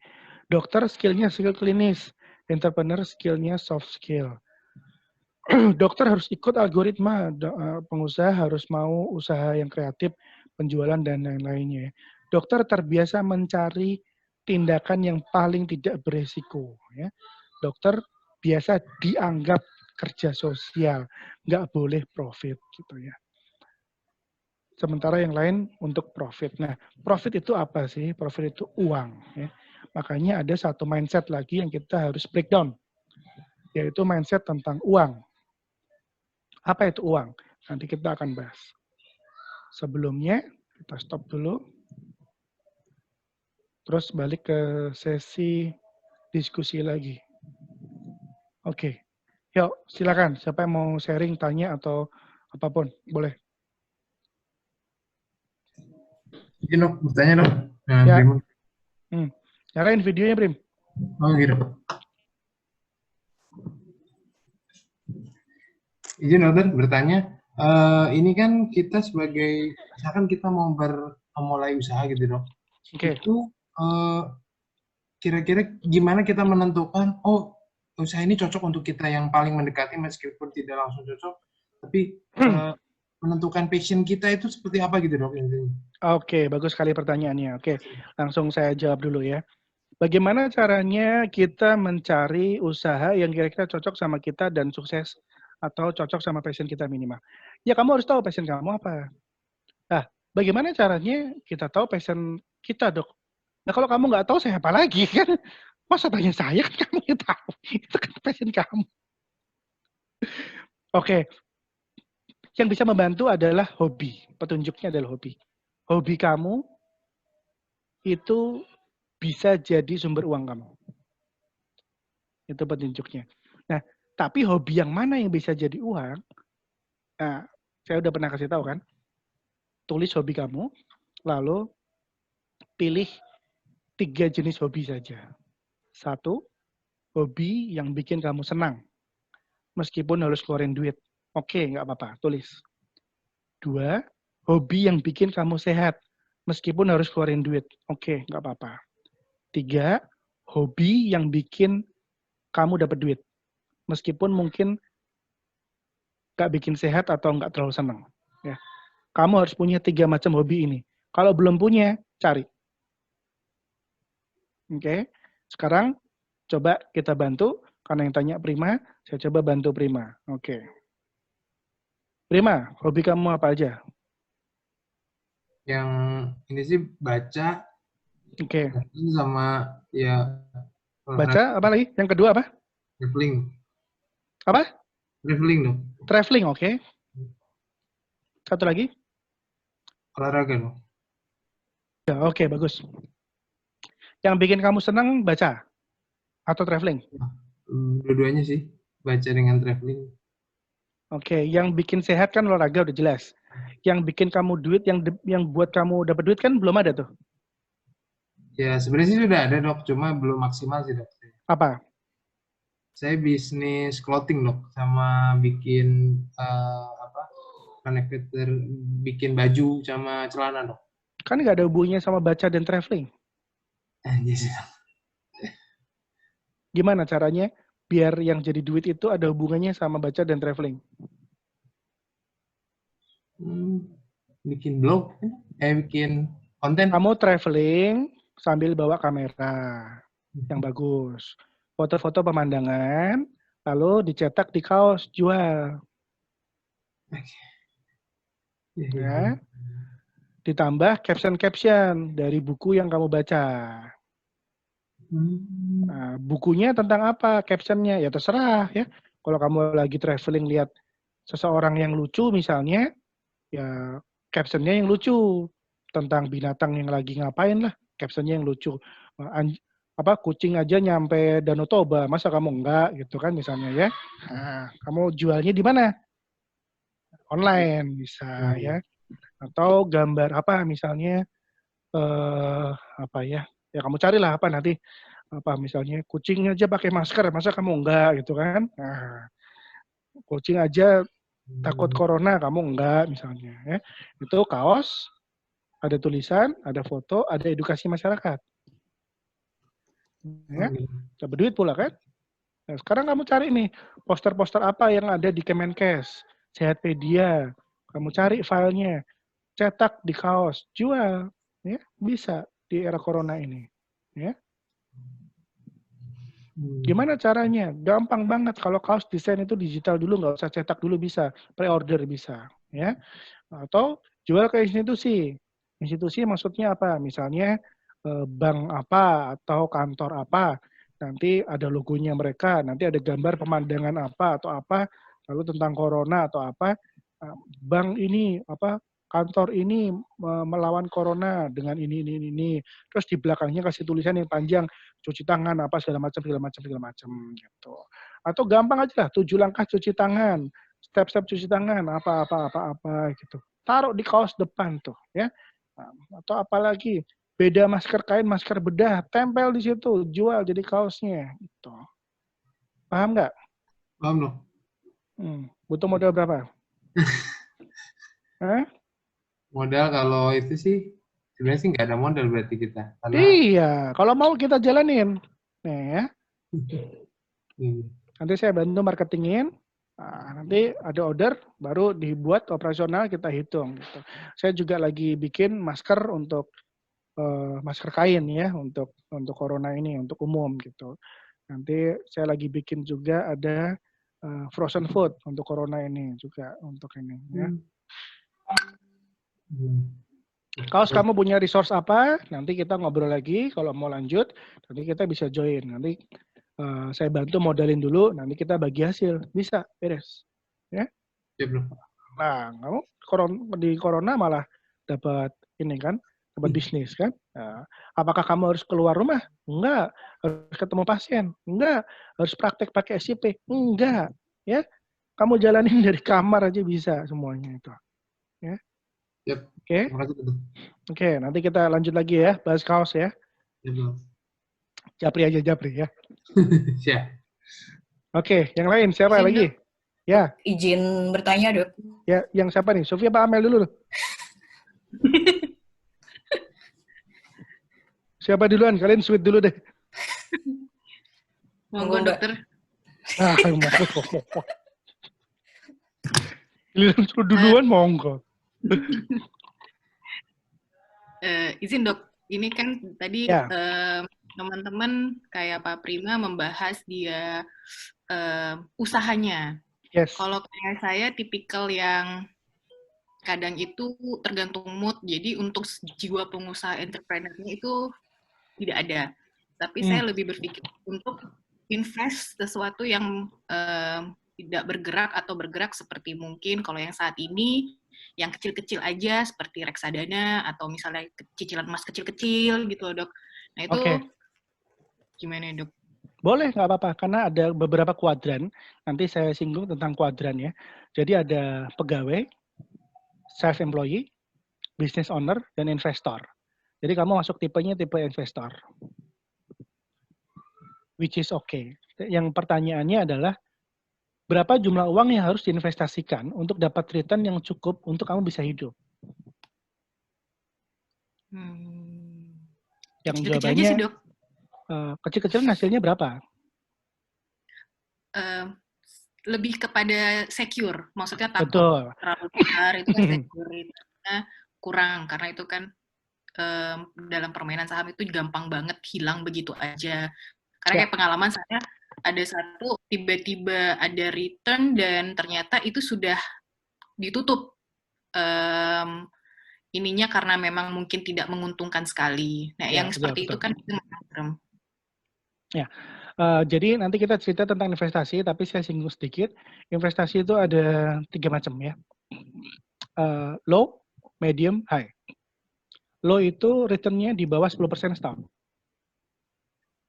Apapun itu, kamu taruh duit 1 juta, lalu tahun depan dapat return-nya kurang dari 10%, itu masuk investasi low. Tapi karena dia low return, dia juga low risk. Kemungkinan hilangnya rendah. 2, investasi yang menengah, itu return-nya dalam setahun 10-30, bahkan ada yang bilang sampai 50% gitu.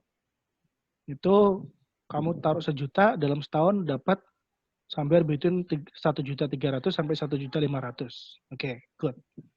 Terus ada lagi yang high. High itu di atas 50%.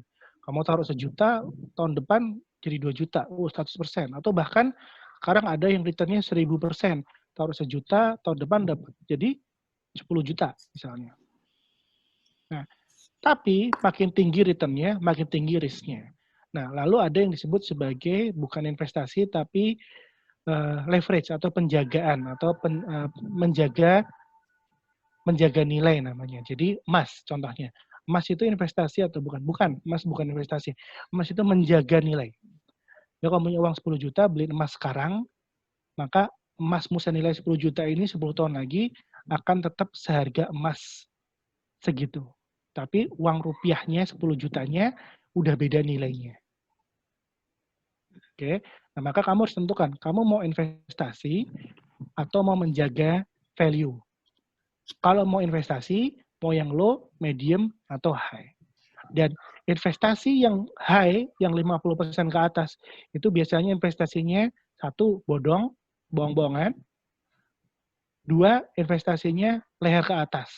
Jadi investasinya ke diri kamu sendiri. Ikut workshop, ikut pelatihan, belajar, lalu kamu bikin sesuatu, jadi barang, jadi produk, itu return-nya bisa 1000%. Tapi kalau invest naruh duit, biasanya tadi 10-50%-an gitu. Mungkin ada investasi lain yang saya nggak tahu, tapi prinsipnya kurang lebih seperti itu dulu. Ya, ada lagi yang mau ditanyain, Sofi? Udah, Dok. Lanjut ke Mbak Amel, Dok. Oke. Ya, Amel. Dok, izin bertanya, Dok, untuk mengembangkan usaha yang udah ada yang kita nggak tahu bahwa itu passion kita apa enggak, itu kan agak susah ya, Dok? Betul. Maksudnya gimana caranya untuk mengembangkan usaha yang udah ada yang kita nggak tahu bahwa itu passion kita kamu apa suka enggak? Atau enggak? Oke. Yeah. Gampang banget. Kamu bayar orang. Gaji orang. Iya, Dok. Untuk jadi kepala cabang, kepala operasional, manajer, apapun istilahnya. Maka dia yang harus habiskan waktunya 8 jam sehari, otaknya, energinya, 8 jam sehari untuk ngembangin bisnis kamu. Yang penting kamu bayar dia. Yang jadi masalah, titik temu antara dia gaji minta berapa sama kamu duit punya berapa. Misalnya apotek atau klinik yang kamu punya, kamu disuruh ngembangin tapi males. Kamu bayar orang. Gaji berapa? Manajer klinik 3 juta sampai 5 juta misalnya. ada budget segitu nggak? 5 juta setahun, sebulan berarti setahun 60 juta. Ada budget segitu, oke 60 juta. Kamu Senin sampai Jumat jam 8 sampai jam 3 nongkrong di sini, pikir apa caranya klinik jadi bagus. Kalau ada rencananya, kasih ke saya. Nanti saya SSC. Oh, Dokter Amel, ini catnya ganti biar ada stiker warnanya anak-anak. Oke, berapa duit? Nih, duitnya ACC. Keluarkan. Nah, maka kamu bertindak bukan sebagai pelaku bisnis, tapi sebagai pemilik bisnis. Kamu nggak tahu caranya, nggak tahu ilmunya, pakai ilmu orang lain, pakai tenaga orang lain, bayar waktunya. Yang jadi masalah kalau nggak ada budgetnya. Oke, lebih baik menggaji atau membagi hasil, Dok? Tergantung hasilnya dan tergantung gajinya. Oke. Berapa gaji rata-rata? Gaji rata-rata let's say 5 juta udah cukup. Sementara hasil kamu 500 juta. Kamu mau bagi 60 juta atau 250 juta?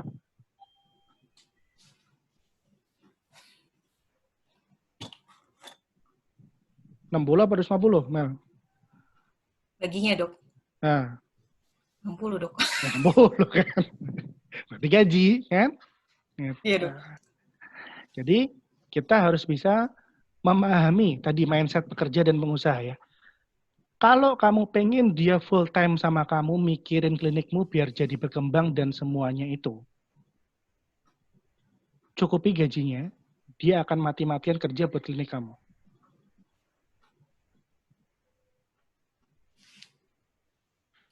Plus, kalau memenuhi target tertentu, kasih bonus gaji ke-13, ke-14, ke-15, dan lain-lain.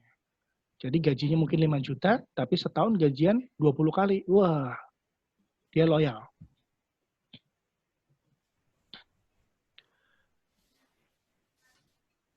Oke? Iya, Dok. Baik, Dok. Oke, jadi kamu bisa fokus sama THT-nya, kursusnya, operasinya, pasien kamu, nggak masalah. Tapi ada orang lain yang running the business gitu. Makasih, Dokter. Oke, ya yang lain ada lagi? Nggak ada? Boleh izin bertanya, Dok? Ya, boleh. Ya. Izin, Dok. Kalau misalnya kan saya sering juga menemukan, Dok, ada seorang dokter spesialis, tapi dia lebih ke bisnis usahanya, Dok. Jadi dokter spesialisnya sedikit kerja banget, Dok, tapi dia lebih banyak ke bisnisnya itu gimana ya, Dok? Apakah pertanyaannya apa? Ini saya tanyakan kalau dia merasa lebih besar di bisnisnya, misalnya kayak bisnis anak atau apa, tapi di spesialisnya juga dia hanya sedikit, apakah perlu ditinggalkan dari bidang kedokterannya apa gimana ya, Dok?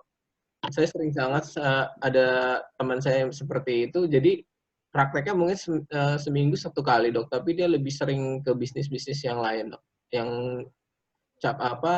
mungkin 10 kali lipat dari yang dia dapat. Itu gimana ya, Dok? Gimana itu benar salah atau gimana pendapat saya? Benar salahnya, Dok. Apa kita harus seimbang? Apa kalau emang cukup dari bisnisnya apa gimana gitu, Dok? Oke. Jawaban benar salahnya itu nggak ada yang benar, nggak ada yang salah.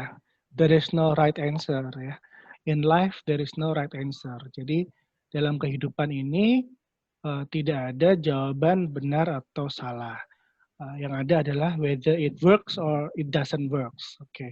If it works for him, then good for him ya. Jadi misalnya kita sebagai seorang dokter, nah kita di pointer ini bisa dilihat ya, tampak di layar ya. Maka mungkin awalnya dia dokter profesional, tapi mungkin dia udah punya usaha investasi dan lain-lainnya, kemudian uangnya diputar lagi sehingga dia bisa menghasilkan uang yang lebih besar di tempat lain gitu istilahnya kan. Maka kita bisa lihat di sini bahwa bisa jadi bergeser nih sekarang. Dia dokternya hobi doang. Ya. Mungkin dia sekarang bukan dokter fungsional yang ketemu pasien terus. Tapi dia being a doctor as a hobby. Gitu. Bagus nggak buat dia? Ya bagus, karena dia udah ada duitnya. Tapi kalau kamu mau sebagai hobi tapi belum punya usaha, nggak bagus buat kamu. So, the right answer for him may not be the right answer for you. Pertanyaannya, ketika kita sudah punya cukup banyak uang, lalu mau apa? Itu sejatinya pertanyaan yang lebih hakiki. Gitu. Nah, pertanyaan itu didatangkan kembali ke dia. Seandainya orang itu punya penghasilan, let's say 1 miliar dari usahanya, dan 500 juta dari prakteknya, dia lebih prefer spend time with his family atau with his passion? Family. Family. Yeah. So in the end of the day, the most expensive resources is time. You cannot buy back time, ya. Tapi buy time now bisa. Amel nggak mau habiskan waktu untuk ngembangin kliniknya karena sibuk praktek. Maka kamu harus beli waktu orang lain untuk kembangin kliniknya. Dan orang bisa dibayar untuk beberapa hal. Orang bisa dibayar untuk 6 hal. Nih ya, catat ya. Orang bisa dibayar untuk 6 hal. 1 orang dibayar untuk tenaganya. Itu tenaga kasar. Mohon maaf, mungkin asisten rumah tangga atau yang lain misalnya gitu ya. Itu yang penting tenaganya dibayar sekian. Oke, itu low skill. Kalau dia lumayan punya, maka dia akan dibayar nggak hanya untuk tenaga, tapi akan dibayar juga untuk waktunya. Oke, misalnya kita kuliah online seperti ini, 1 jam, 1 jam tarifnya sekian. Oke, berarti harus bayar gitu ya. Oke. Tenaga, waktu. Apalagi kita bisa dibayar untuk pengetahuannya. Tenaga, waktu, pengetahuan, keterampilan. Networking, jejaring, dan terakhir adalah leadership. Oke, jadi kita bisa dibayar murah kalau cuma jual tenaga. Akan sedikit lebih mahal kalau dengan waktu juga. Akan jadi lebih mahal ketika kita tambahkan pengetahuan kita. Akan jadi lebih mahal ketika kita tambahkan keterampilan kita. Nah, ini kita di sini, THT. Keterampilan sebagai spesialis THT. Bisa sedikit lebih mahal kalau kita punya jejaring. Oh, THT tapi kenal sama THT seluruh Indonesia. Nah, itu mahal itu, ya. Dan punya leadership. Oh, THT, kenal THT Indonesia, dan ketua perhati. Itu mahal. Oke? Jadi itu gambarannya kurang lebih. Jadi, untuk menjawab pertanyaan Adi tadi, ya tidak ada yang salah untuk orang itu. Tuh, ya. Nah, kalau kamu nanti bagaimana? Ya tergantung kamu, tergantung kondisi kamu, tergantung hidup kamu. Nanti bagaimana? Tuh, ya. Pada akhirnya nanti, seandainya kamu punya uang 1 miliar yang sama, dan jadi gini, ada di Amerika penelitian itu gini, ada penelitian bahwa kalau kita tidak punya uang sama punya uang, bahagia mana? Punya uang dong. Punya uang, oke. Sekarang pertanyaannya, punya uang sedikit sama punya uang banyak, bahagia mana? Banyak dong. Oke, sekarang pertanyaannya, punya uang banyak sama luar biasa banyak sekali, bahagia mana? Luar biasa banyak dong. Ternyata ada pembuktiannya, penelitian, kurvanya itu berhenti kurang lebih di $100 per tahun. Kurang lebih $100 itu, 100.000 US dollar per tahun, kali 10.000 berapa?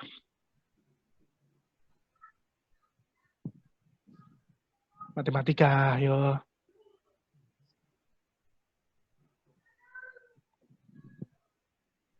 $100.000 kali 10.000 berapa? Halo. Triliun ya, Dok? US dollar. Triliun ya, Dok? 1 triliun? Miliar, 1 miliar ya. Jadi 100.000 kali 10.000 kan 1 miliar. Kalau dolarnya 16.000 ya 1,5 miliar. Jadi sudah diteliti. Kalau punya uang 100.000 US dollar per tahun, itu bahagianya naik. Tapi setelah itu naiknya nggak setajam yang awal. Habis itu biasa. Landai. Maksudnya gini, punya uang 1 miliar pertama mau beli mobil apa, Adi? Mercy dok. Oke, Mercy. Ketika kamu beli Mercy pertama, bahagia luar biasa. Punya tambahan uang 2 miliar, mau beli Mercy apa lagi?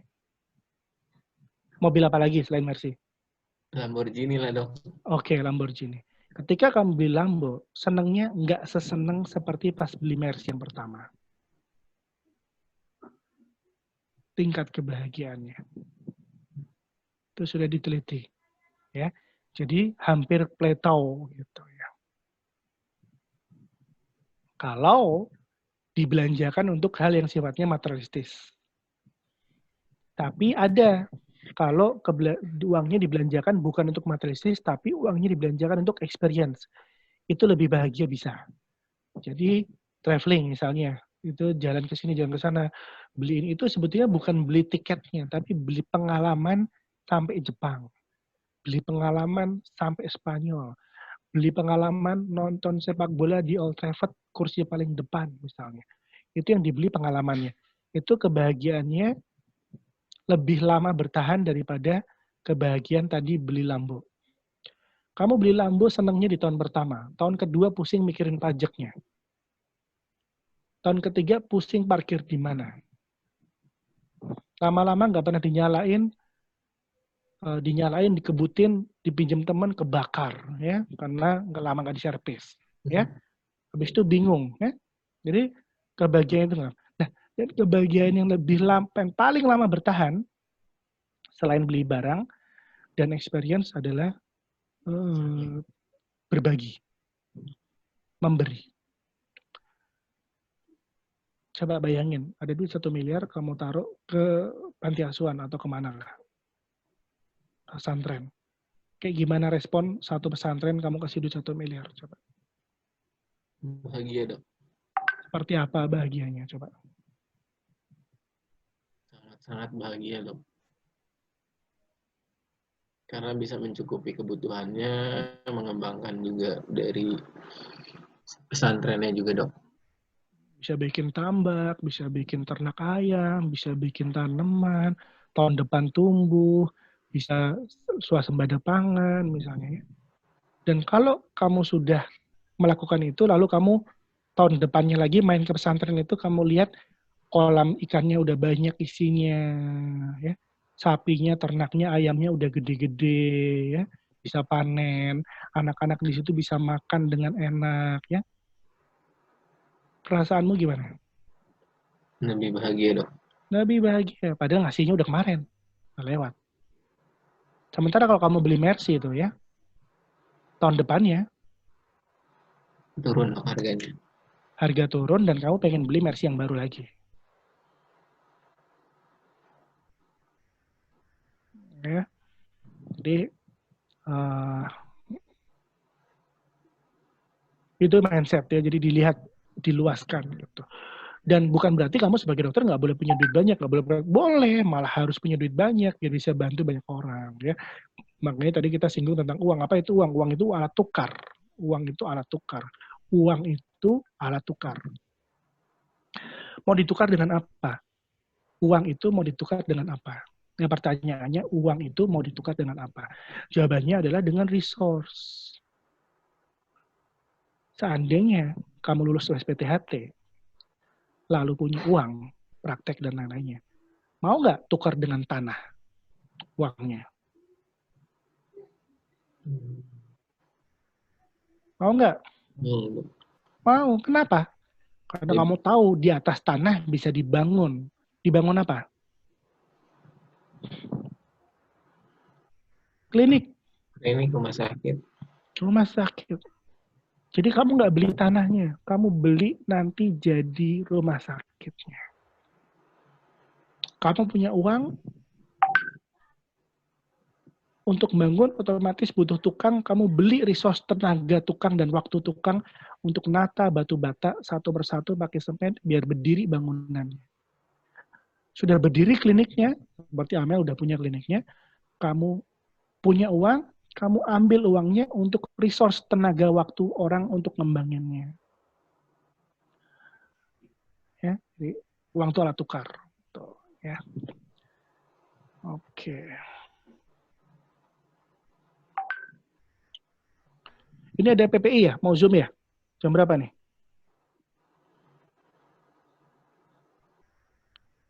Nanti di info ya kalau ada mau Zoom PPI.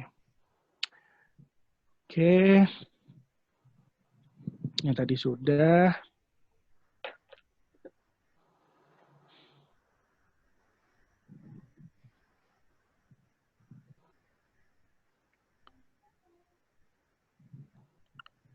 Ya, tadi ada. Oke, ini penutup terakhir. Nanti saya cukupkan jam 12.45 ya. Istirahat, sholat, makan. Ini udah materi sesi 3. Nanti kita lanjut lagi minggu depan ya. Nggak akan selesai dalam satu waktu memang.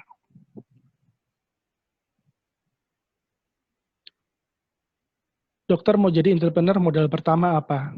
Duit berapa? Bukan duit. Modal pertama pengetahuan. Terus dari mana pengetahuannya? Dari orang. Orang apa yang bisa ngajar seseorang untuk jadi entrepreneur? Macam-macam. Oke. 1, dosen. Ya, saya memposisikan diri sebagai dosen. Oke.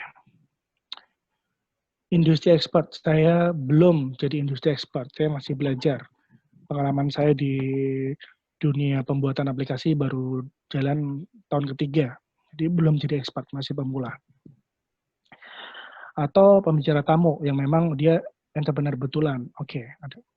Jadi pendidikan tentang entrepreneurship itu membutuhkan paparan terhadap pengalaman entrepreneur, pengalaman kerja, pengalaman ngajar, karisma influence, dan networking yang aktif. Lalu kita harus atur untuk memahami 4 kuadran kunci ini. Tadi yang sudah tanya adalah Sufi.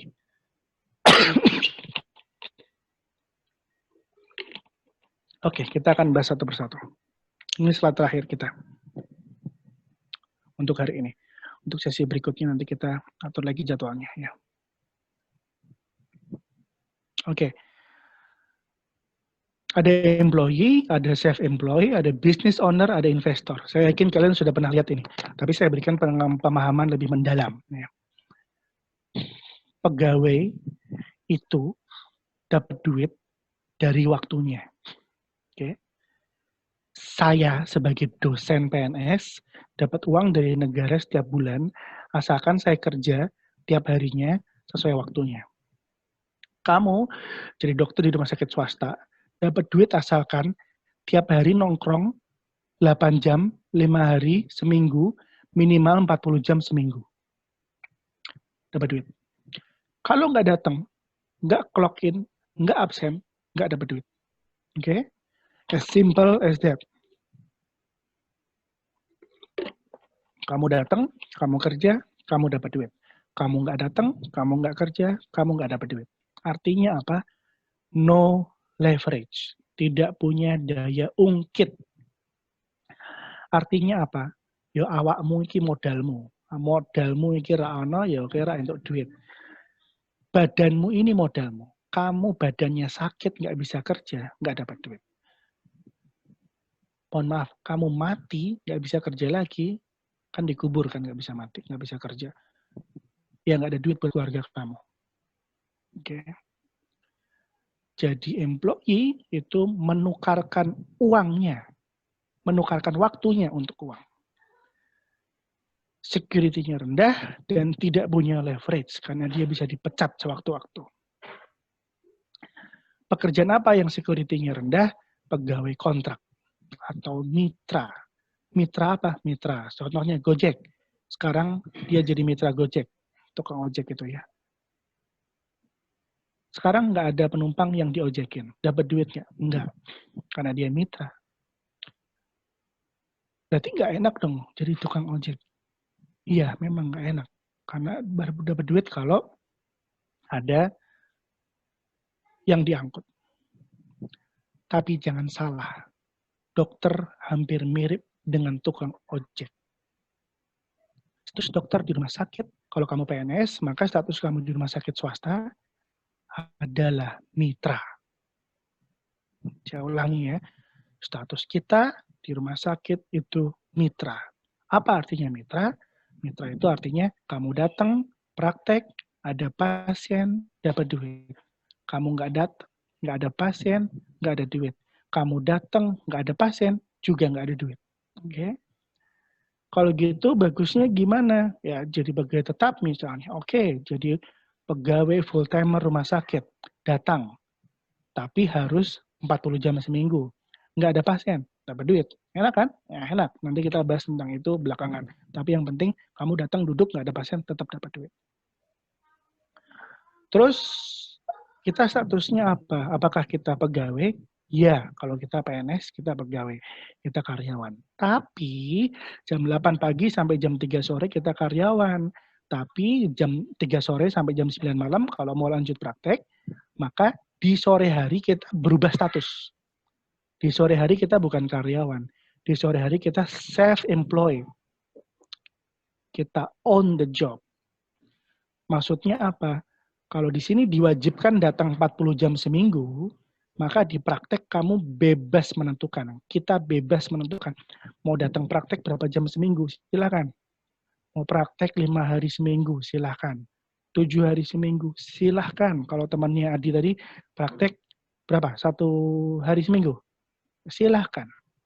Karena dia self-employed. Dia tentukan sendiri waktunya. Tapi uang yang didapat sebanding dengan waktu yang diberikan. Jadi kalau kamu praktek 7 hari seminggu, duitnya pasti lebih banyak daripada yang praktek 1 hari seminggu. Duit dari prakteknya, ya. Jadi no leverage sama, tapi bedanya pekerjaannya dimiliki sendiri. Kalau kamu kerja di rumah sakit, misalnya ada status corona seperti ini lalu, saya nggak mau kerja deh, nggak bisa, karena kamu terikat kontrak kerja, harus datang, harus masuk, oke? Tapi kalau kamu praktek pribadi, saya nggak praktek pribadi deh, ada corona misalnya ya, maka boleh karena kamu bebas mengatur jam buka, jam tutup, jam praktek berapa lama. Oke, ini bedanya. Atau dengan kata lain, kita sebagai dokter spesialis terutama beruntung karena punya pilihan. Jadi pegawai pagi, self-employed sore. Oke, bagus. Tapi ada orang lain, jenis lain, yaitu business owner. Dia punya sistem, punya pekerja. Maka orang kerja buat dia, dapat uang. Kalau yang kerja sedikit, ya duitnya sedikit. Kalau yang kerja banyak, duitnya banyak. Ya gaji juga makin banyak. Cuma artinya kalau usahanya makin besar, butuh pegawai lebih banyak, otomatis penghasilannya lebih besar. Ya. Maka disebut dia punya leverage. Dia punya daya ungkit. Apa daya ungkit dia? Daya ungkit dia adalah waktu dan tenaga dari pegawainya. Jadi kalau tadinya kamu punya praktek sendiri, bisa periksa berapa pasien dalam let's say 4 jam. Let's say 1 jam periksa berapa? 5, lalu dalam 4 jam bisa periksa 20, maka dalam 1 hari maksimal kamu dapat uang dari 20 pasien yang periksa. Tapi kalau kamu punya klinik, lalu kamu join dengan 2 orang dokter baru, maka sekarang ada 3 dokter di klinik kamu, THT semua, tidak bersaing, tapi bekerja sama, maka bisa dapat 20 pasien, 20 pasien, 20 pasien, maka 60 pasien. Sebagian dari 20 pasien full buat kamu, uangnya 40 pasien sebagian buat mereka, tapi sebagian kamu dapat dari karcisnya misalnya, tarifnya dan lain-lain. Maka kamu dapat leverage. Kalau punya 20 dokter, ya kamu dapat 20 kali sekian. Rumah sakit punya 100 dokter, rumah sakit dapat 100 kali sekian. Ya. Dia punya leverage. Maka klinik, rumah sakit akan bersaing mencari dokter.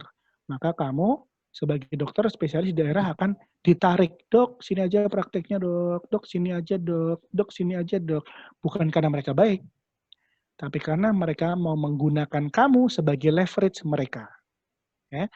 Jadi karena makin kamu praktik di situ, makin banyak pasien yang kamu bawa ke situ, makin banyak duit yang dia dapat. Oke, itu pahami dulu. Sehingga owner atau investor akan menggunakan manusia, menggunakan modal, tapi resiko tinggi. Kalau rumah sakitnya tutup, rugi, dia yang rugi. Pegawainya nggak rugi. Gitu. Tapi kalau untung, dia yang untung, pegawainya nggak untung. Dapat gaji aja. Ya, kecuali dia kasih bonus. Lalu ada lagi investor. Investor itu duitnya jadi duit lagi. Kalau tadi tenaganya orang jadi duitnya. Kalau ini waktu jadi duit, waktu jadi duit lebih banyak, waktunya orang jadi duit, uang jadi uang lagi. Ya, kalau ada yang lebih suka di sini, oke. Tapi kamu punya uang berapa? Kalau uangnya banyak, hasilnya banyak. Uangnya sedikit, hasilnya sedikit. Dan biasanya ini ada anak tangganya. Awalnya pegawai dulu. Kalau punya keterampilan yang lebih bagus, spesialis misalnya, bisa praktek sendiri. Punya sistem bisnis, punya orang buat pegawai, bisa dapat duit. Duitnya udah banyak, taruh di investasi, jadi makin banyak. Sehingga kalau diibaratkan, perjalanannya itu seperti ini. Awalnya mungkin pegawai, nabung, buka praktek sendiri, nabung, mungkin bisa jadi klinik sendiri, nanti ajak orang join, ada perawat, ada dokter umum, dan lain-lain. Nanti duitnya udah banyak, buka klinik cabang di tempat lain, modalin kamu. Ya, oke. Itu tentang kuadran penghasilan yang tadi disinggung dari Sufi. Ya, oke, silakan. Ada yang mau tanya? Kita buka sesi diskusi. Yuk, videonya dinyalakan dulu. Kita mau tutup kalau udah nggak ada.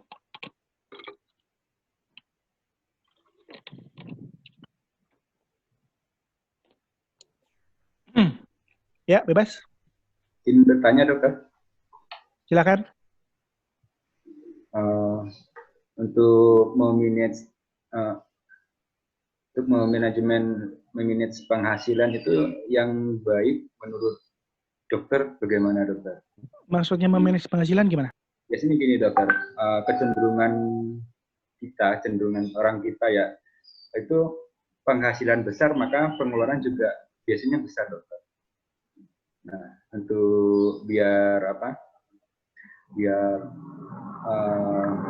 manajemennya baik itu seperti apa, dokter? Terima kasih, dokter.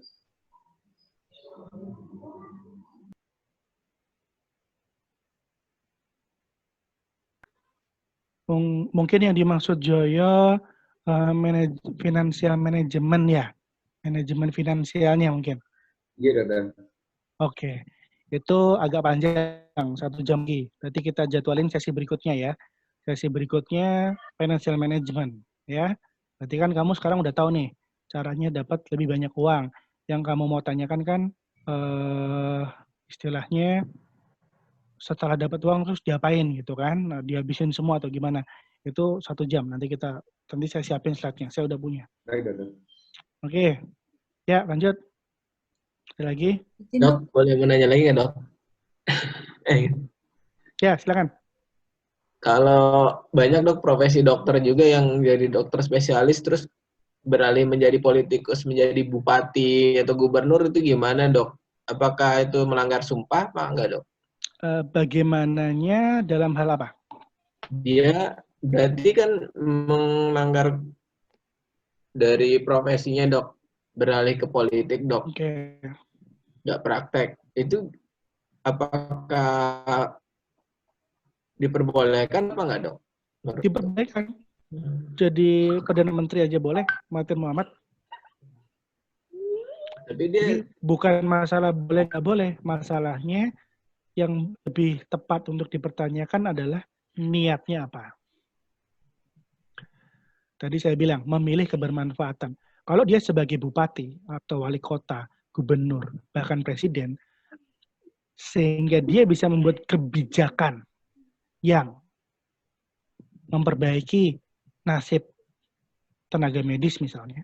Contohnya, siapa sih yang paling beresiko profesi itu di negara Indonesia? Salah satunya TNI Polri. Kalau ngejar pemberontak, tembak-tembakan bisa mati. Betul nggak, Jarod? Jarod mana, Jarod? Betul, dokter. Nah, Kamu angkatan apa? Udara, dokter. Pernah terjun payung dari itu Hercules? Belum pernah, dok. Kan pendidikan harus terjun payung dulu nggak? Kalau di kami tidak ada, saat pendidikan pertamanya nggak ada, dokter. Mungkin setelah pendidikan lanjutan, kalau memang ada tugas untuk melaksanakan kualifikasi itu bisa ikut, dokter. Ya, nanti saya lapor atasanmu biar terjun payung ya. Siap.